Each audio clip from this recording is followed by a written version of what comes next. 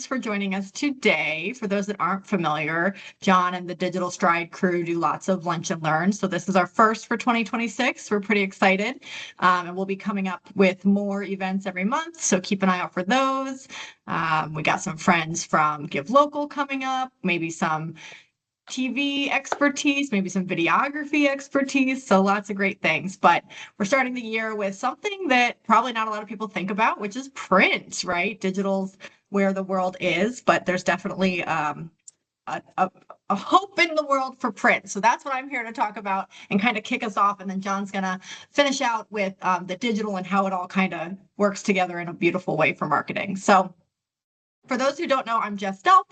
I am the owner of Stroll Wyndham Hills. I also have an LLC called Just Jess, where I help with fractional marketing for small businesses, everything from event planning, one-off, events to lead generation. So I love being connected in the community, and I'm super excited to be able to present with John today.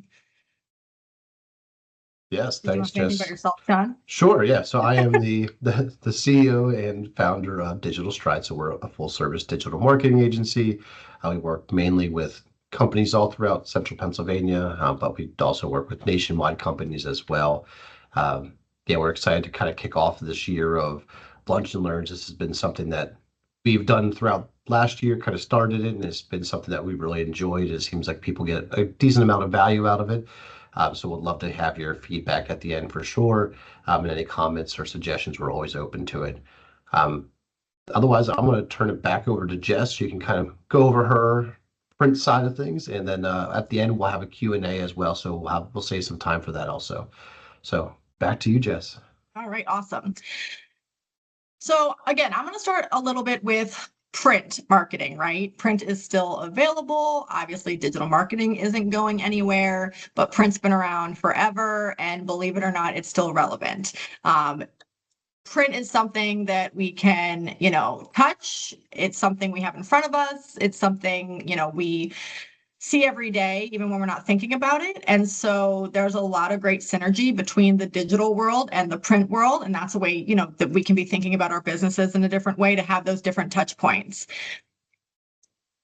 So the first thing I want to do, I think on the next slide, there's some examples maybe of, yes, print, but I want to take a second and put others in the chat. So where are you seeing print media today? I mean, these are some pretty obvious ones, right? Direct mails, brochures, right? We all have business cards. I was actually talking to someone yesterday about the dot card that was kind of popular for a while. I don't know if people are still using that, but there's something about having a tangible business card. I have freezer bags full of them from previous employers. And certainly when I started this job, I started going back through them. So there's an importance, there's a level of connection with print. So any other thoughts on where we're seeing print media today? If you want to put that in the chat. I have one that's a personal favorite. I'm from New Jersey. Whoever gets it gets a prize. But there's lots of ways that we're seeing sort of print advertising and media. I think billboards is one, right? I mean, that's technically print. You're not holding it. You don't have that sensory piece, but it's not digital. Stickers. Yes, love that. If you are familiar with Club Encourage Gifts, Julianne's great at branding, and she certainly uses stickers, right? With that branding and that recognition, that's print media for sure. Anything else? Diner placemats. Those are my favorite. So again, being from New Jersey, I love a good diner. Diner placemats. That's print, right? That's print advertising. You might have coffee stains on it. You might have spilled your mashed potatoes, but there's businesses under there. So there's lots of different ways to have print media in front of potential clients, current clients, clients that maybe you're thanking or acknowledging. So we see it all the time, even though we don't realize it. And that's, again, that connection piece that is just not going to go away. Being from New Jersey, I totally thought you were going to say that it was like the subway ads, like the ones in the ad, the subway parts and stuff. Yes, well, posters is on there, right? The posters, they're everywhere, right? They're at the Appel Center, they're in subway, train station. Yes, posters for sure. So you don't even realize, right, those sort of touch points. Yeah, that's what makes print really unique. It's that tangibility. There's a permanent feel to it. It's that multi-sensory engagement. That's why print is so important. It's not going to go away. Obviously, AI is a big thing. We'll certainly have lunch and learn on that, I'm sure. AI is taking us to a different place, but when all else, fails, print is going to be there. That's not going away. Oh, did you, Julianne, have a? Oh, that's okay, Julianne. Oh my gosh, yes, right. Banners, that's a great one. Banners, right? That goes with posters, like all these different things. You don't even think about it, but that's print. I love that. So actually, the United States Postal Service did a survey and found that 60% of people find print marketing more engaging than digital, which is interesting. But again, it's that sort of 1-2 punch. We are on the digital piece more often, right? But that means that the print has a little different engagement and connection. And so that's where, they get that multi-sensory, they're able to hold it, see it. There's something about the smell of old books, right? Is anyone a fan? Like when you go into a library or even an antique shop, right? There's just something about the pages in the paper that make it different. So yeah, at that point, we know print's not going to be replaced. It's going to engage those multiple senses. But because we're in 2026 now, I almost said 25, 2026 now, print isn't enough. It has to be in conjunction with these other pieces like digital and vice versa. So we don't want to forget the print, but certainly we need that different sort of two-piece, twofold action with the print and the digital. So we have a lot of myths about print. First one there is that print is dying. You can probably look at some different categories of print, and that might feel like the case, but that's not actually what we're seeing. So there's a bunch of, not just the Postal Service, right? They might feel a little biased, but there's a bunch of different companies out there doing market research to find out if print is still relevant and where it's relevant. So Top Media Advertising is a company that does a lot of that. They look at all sorts of different advertising, but they did find that 95% of individuals below the age of 25 are still reading print magazines, all sorts of different publications, whether it's getting mailed to them, think about it. When you're at the grocery store and in line, there's still magazines there, right? There's still print. So they're not going to be doing that if there's not, an ROI for sure. And as business owners, we can appreciate that. So 82% of customers believe that print advertisements have more of a truth piece. There's more legitimacy to those advertisements. So they use them in buying decisions, which is really interesting. I think a lot of us have done direct mail campaigns. You can sort of see the percentage there, right? If something's direct mail versus a cold email campaign, that's interesting. And I talk about this even with what I do. So I have a private publication, but it's personal. It's personal to the people that are receiving it. So it's different than just even a direct mail campaign. There's, we get junk mail, right? We call it junk mail. But to the person on the other side, what are they calling it? A direct mail campaign, right? So we always have to be thinking about what that looks like in terms of the product we're providing, what it looks like, what it feels like, but overall, it's that multi-sensory experience. So a direct mail campaign is still going to get 4.4% engagement versus 0.6 for just a cold email campaign. And I know John's going to talk later about being a little bit more strategic with those things so that it's not 0.6, right? That's a cold email campaign, but still you can have a plan in place where you have the print direct mail piece and the digital piece to get an even better ROI. And so that's why it's really important to think about those things in tandem. The other myth we have is around the results, right? So if you go to the next slide, John, I will talk about those multiple touch points, right? So credibility, authority, we talked about that.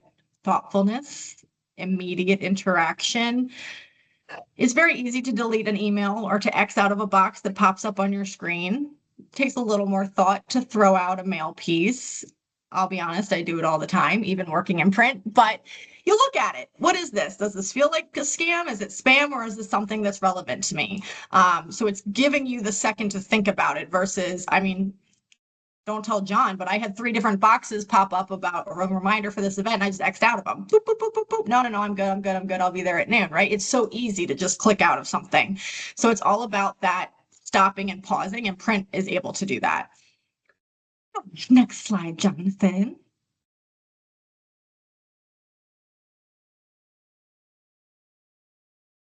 So we're going to move on to thinking a little more strategically about how print and digital can work together. Again, I love my diner placements, but I'm not sure that if you're only advertising on them, that's going to be the best bang for your buck, right? So it's all those pieces, thinking about what the image looks like. Is it going to make people stop and pause and think about what you're putting in front of them? Is it the right audience? Have you worked with the right teams and the right people to be in front of the right audience, whether that's via snail mail, whether that's via ads, Google, Facebook, what have you. Those are all things you want to be thinking about. But print should not be counted out because, again, we even looked at what the Postal Service said, right? 60% of people think that print's more engaging. So how are we addressing that and being strategic in our planning so that our business, our brand is top of mind for those things? Look at everyone hopping on. That's so nice. So that's why, John and I kind of tag teamed on this. There's so many opportunities to work smarter, not harder, and being able to have multiple facets to getting your company, your brand, your name, your product out in front of people. It's not always just going to be digital. It's not always just going to be in person. Everyone knows I love networking. I love being in front of people, but that's just a part of the puzzle. That's a part of the pie. So as we get into 2026 and you're thinking about where you want your business to go and what the next steps are, don't count print out. It's part of that for sure. I'm going to let John take it away, but I might hop in with a couple other thoughts. So John, I'll let you kind of bring in that digital piece. Sure. I love that. Yeah, don't count it out. I love that for sure. Because really some of the most effective ROIs you can get for any advertising, I feel like it's always business cards. They're super cheap, but they're very crucial to networking and getting your name out there. So, it's a very cost-effective tool that can really, see a very big impact. And it's always, I feel like the first starting point for almost any business too. It's like, what do you do? Like you get your business and then you get business cards. So I think it's, step one for a reason. So print definitely is still, it's not going to go anywhere for sure. So, on the touch point side, as Jess really kind of emphasized that, digital is, of course, being, not going to go away either. At this point, we are living in a digital world. So digital, of course, is going to be play a crucial part of advertising and marketing at this point. As Jess did mention though too, but print really is still very high trust. It does provide a more tangible engagement because you have to actually touch and feel it, where you can't really touch and feel a digital advertisement of any sort. You can technically click on it, but that's not the same as holding a piece of paper. It doesn't have that same feel or smell for those people that love that old book ink smell, which I can say I am a fan of that as well. The kind of the benefit with the digital side though, and really kind of combining the two, is that digital does lower kind of the friction that is needed to take valuable actions, which is the kind of the big point for digital side. Is we can track everything, we can create those connections between something that somebody does on a website to what they actually purchased, and then kind of make that connection to draw out data. This also allows us to provide measurable conversions, and also it has more analytics to it. And we'll get into that a little bit better, how we can kind of combine those two for print and digital to really start tracking more of the print side of things as well. The other benefit for digital is it does provide a lot more of the bottom of funnel opportunities for faster actions. So what this really means is that you can convert people a little faster, or people that are looking to take actions. A lot of the time, we are looking at that bottom of funnel, so that the digital side can kind of fill in that gap there. The other kind of part for the market segments is that some people, especially like millennials like myself, and especially Gen Z, if your call to action is to call them, that can be a big deterrent, because I am not calling you. I will email you, I will fill out a form, but I am not going to pick up that phone. That will be my last resort if it's the only option. So that is one of the other benefits of digital, is it does allow kind of that softer touch point for the the millennials and Gen Zs out there that want to not physically call you and talk to you face to face, at least at first.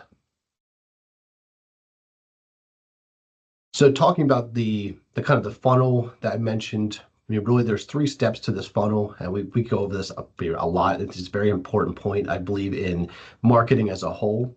But we really consider the top, middle, and bottom of the funnel.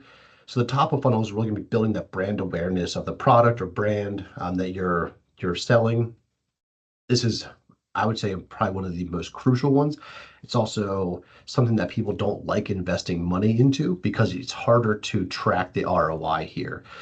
People have more hesitancy to really spend money on the top of funnel just because you don't see the ROI like one to one. You can't track that as easily because that's when you're getting that word of mouth.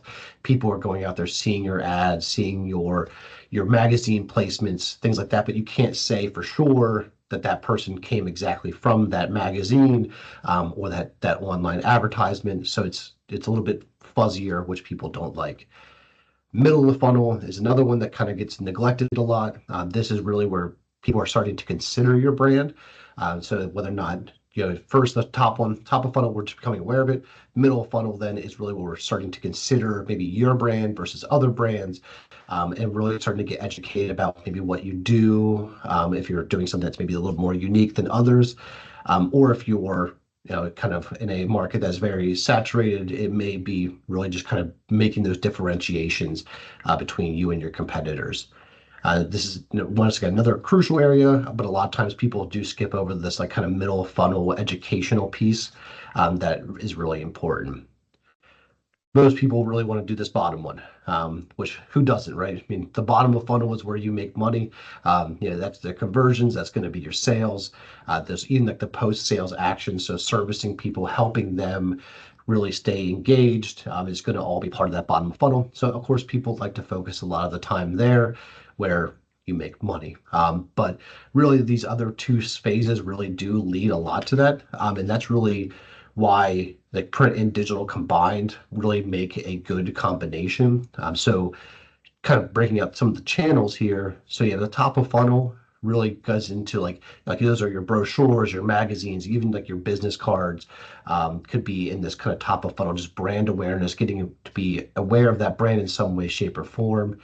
On the online side, this could be like digital billboards, or really in print, it could be just a traditional billboard.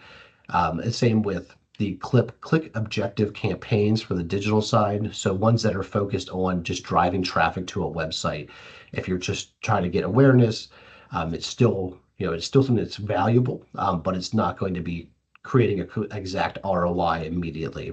And those are all going to be kind of your top of funnel areas. Middle of funnel, then really we're looking at the email marketing side. So like doing not necessarily the cold email marketing, but maybe something that, like once you sign up for a list, you get those emails. So which I'm sure actually many of you probably have gotten emails about today even. So that would be kind of that middle of funnel kind of reminders, kind of just random little touch points here and there, educational pieces and things like that as well. This is also where things like catalogs and magazines a lot of times fall in because they are usually a little bit longer form. They have more information that will ultimately provide more value to the person instead of just being, just kind of a brand awareness little ad or something like that, like maybe like a magazine ad which would have. Then lastly, the things that people really want. So those bottom of funnels, we get to the personalized pieces. I think this is one thing that the Stroll in particular does really well, is it does provide a lot of personalization for the ad side, but also on the print side, which makes it that people read it more often, engage more heavily. So that's another big benefit. Also, I mean, here to the traditional side, it's going to be triggering a lot of phone calls or text messages of some sort, or it'll kind of lead into the digital side where we get into the form fills as well, or maybe a lead form or going to the website in some way, shape, or form. I see Jess put in there about QR codes. So that's a perfect way to make that transition from being the print side into the digital side to get you more attribution and such, which we'll get into here in a second. Then lastly, the two other bottom of funnel ones for the digital side would be like really Google advertising. That's a big bottom of funnel one. That's usually the most high intent um, advertising platform for online, at least. If people are looking up exactly for your service or their service industry, they're obviously in the market, which makes it very effective at that bottom of funnel. The retargeting side too is another really effective one for like maybe your Meta or like your Facebook, Instagram targeting, or even like TikTok. So you can target people that have engaged with your brand or product in some way, shape, or form. Maybe they scanned a QR code from a magazine, and now they can be added to this list, and then they'll be retargeted with other ads to ultimately get them to convert. So there's a lot of opportunity in the bottom of funnel for both digital and even print as well. Do you want to add anything in there, Jess? I was just thinking about the QR codes, right? When you talk about people not wanting to make phone calls, right? Or maybe Hmm. not jumping right into that personal piece. I know QR codes tried to make it in what 2018 maybe, and it wasn't really till COVID that people kind of embraced them because they had no other choice. And so now you see QR codes everywhere, but it really is a great segue between maybe that top of funnel or even middle of funnel piece then to drive traffic so you can retarget and you can circle back and you can maybe call them, right? Because they're not going to reach out to you directly. So I think it's a great middle ground, and a tool that's only been available in the less than the last decade, really. Um, to use it again in a way to get to that next level. So I love that we've kind of embraced that piece so that the millennials in the world don't have to reach out right away. They can get put on a list, they can ask to be connected with, and it's a really easy way to take them to the next level. Yeah, for sure. Yeah, and Julian put about in the NFC cards, which are definitely becoming more popular now that they almost every cell phone now can capture that data and use it. So that is definitely becoming a more popular option too, which is a great way to once again kind of blend between the print side, the physical side to the digital side, which we'll kind of reference here to some degree, which we talked about the attribution side of things, which can be usually the biggest challenge, I think, for like the traditional or print media is that there's not as much attribution there as possible, whereas the digital side has a little bit more of that. Adding the products and gift box. That's a really good idea. So adding NFCs in there too, so you can trigger different things and have people interact with it in other ways. That's fantastic. That's really smart. So some other ways that you can track kind of the solving that attribution and really go from the physical side, from those magazines or some other type of paid advertisement on the print side would be using different kinds of URLs or QR codes to really provide tracking information. So when they go from the print side, they go to the digital, you know that where they're coming from. And this has always been a big trouble or a big problem. So some of the different ways that we've kind of overcome this is by mainly these kind of four areas. The top three are the ones I think that allow you to track the most. And really the vanity URLs and UTM parameters, which I'll explain here in a second, are really kind of get combined into QR codes a lot of the time, which is still helpful. So the vanity URLs, I mean, this one's fairly straightforward, but it's something that we do use a fair amount, especially if you are doing like billboards and you want to know like A/B test of like, is this billboard effective or is this other creative more effective? Or even for like a magazine placement, you could do the same thing. Really what this would be is just changing up your URL, having unique ones for that magazine or for the billboard that you're doing. We've done this before for like roofers, where they have like maybe it's like yorkparoofers.com, or they'll do hanoverparoofers.com as their different domain for the different magazine that's in maybe in Hanover. So by doing that, you can see then the signals on the back end for the analytics that you can see that people are coming from this source and they're converting from the Hanover. That we're seeing a better ROI there. So you can kind of pivot maybe your advertising spend that way. It's just an easy way to kind of separate them. Same thing I've seen a bunch of times with phone calls where people will have like unique phone numbers for unique advertising platforms that they're doing. It's the same concept. You're just doing it from a URL standpoint, and it just redirects then to your main URL. UTM parameters, these are another very common used attribution tool, especially in combination with a QR code for the print and physical side. UTM parameters are really just those strings that you see after the a link of some sort. So if you ever go to like Amazon.com and there's like slash and it says like campaign equals this, source equals this, medium equals this, and well, Amazon in particular has like a ton of them.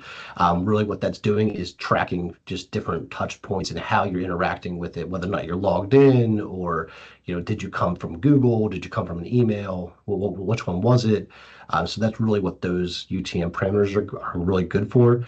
And then when you do that with a QR code, it just kind of simplifies it so you don't have this ugly string of a URL where you don't want to put, Amazon.com/campaign equals this on a business card. That just looks bad. But if you put in a QR code, no one sees it, and then you just automatically go to that, and you can attribute that then to, maybe like the magazine or a billboard that you have out there and just kind of understand different traffic sources for you. Then lastly, this one's not, it's kind of a soft measurement, which is really just direct traffic. So direct traffic would be if you're going to like Google Analytics or it's called Google Search Console. So you're tracking kind of these people coming to your website. If you start seeing a spike in searches that are directly for your brand, or you start seeing people just go directly to your website, generally that means that you're seeing kind of that top of funnel traction. So maybe those magazine ads are starting to really kind of pick up. You're starting to see more people interested in your brand, and there means they're looking for you exactly. This is something that's once again it's kind of hard to track at times. I mean, have any of you ever like saw an advertisement and then just did instead of clicking the link, you just type in the URL, or you see it on like a piece of paper, you just type it in instead of like trying to scan the QR code or you Google it instead. That's exactly what all this direct traffic is people that just either for some one reason or another don't want to click on the link or don't want to type in or scan a QR code as being so they just type in your website instead. So tracking that kind of like a trend and looking for that when you just maybe the magazine just came out and you see a spike of people all of a sudden just going directly to your website, most likely that's going to be a good attribution there. And this is really where those vanity URLs in addition can also help. So if you all of a sudden see YorkPARoofers.com start seeing a big spike in that once the magazine is released, then you know that you're seeing a good attribution tied to that release of the print media. Do you want to add anything in there, Jess? I was just typing in the chat. So I'm a great example of that, right? I'm always looking for businesses to work with.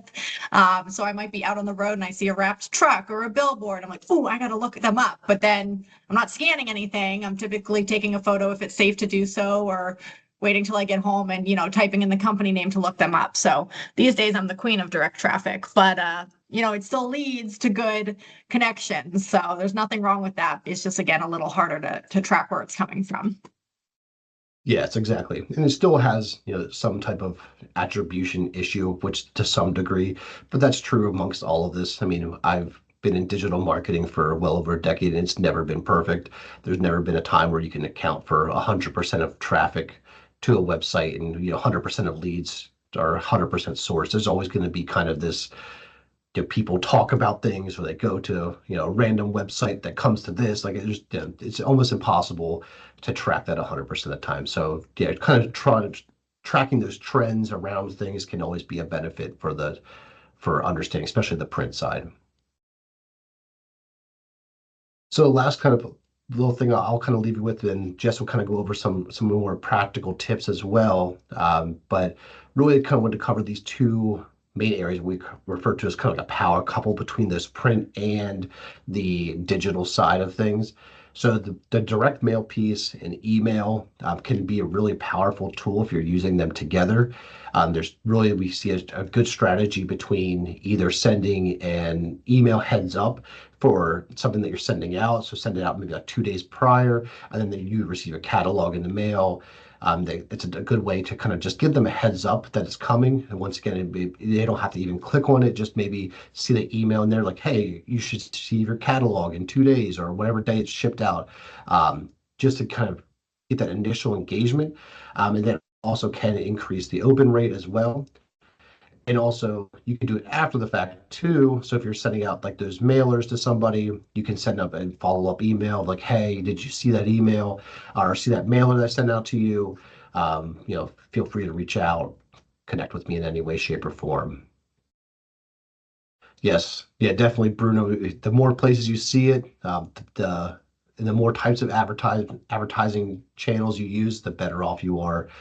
So yeah, getting that variety of tactics is true. So yeah, if you're doing TV, in combination with direct mail, in combination with email marketing or Facebook ads, or whatever it may be, the more ways you're coming at people, the better for sure. Yeah, getting a saturation is always really important. Then the last one really is kind of that magazine and social media. Social media does do well with print media. So kind of having those tags in there can once again grow kind of like that follower base for you and really kind of create some type of engagement online.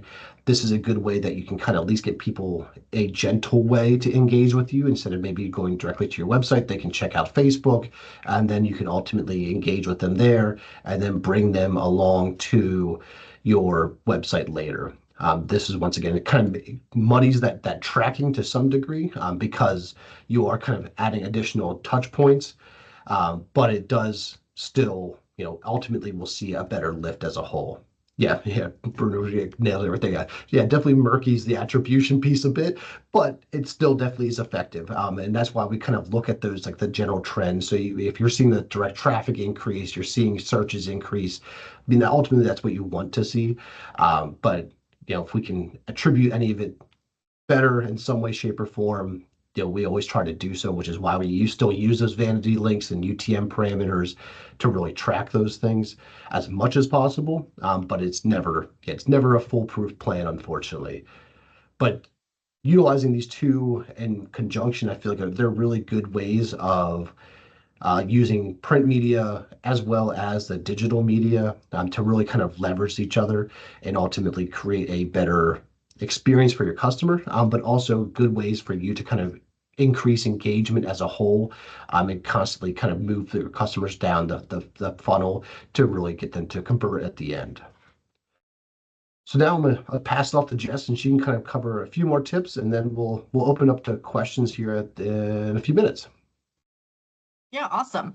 So, print is going to build that credibility and authority kind of sense, but digital is what ensures that there's the reach and convenience, especially these days. And that's why we're talking about sort of those power couples.